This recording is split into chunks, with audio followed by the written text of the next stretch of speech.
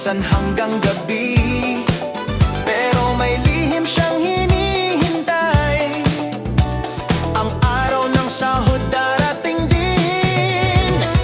Kada linggo may isang pangarap, pag Sabado na wala ng trabaho, nakaayos na, handa na ang sapatos. Sabado ng gabi sa Tokyo, anak ni Annie batong bakal.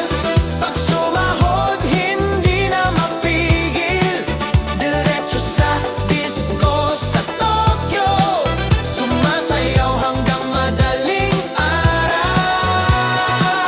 Anak ni Annie batong bakal, nagwawala sa gitna ng dance floor. Akala mo disco lang ang habol, nahulog pala sa pogi. Sa ilaw ng disco, umiikot, parang reyna ng dance floor. Biglang may pogi na lumapit, sabi niya, pwede bang makisayaw? Ngumiti siya ng konti lang, pero halata ang kilig niya.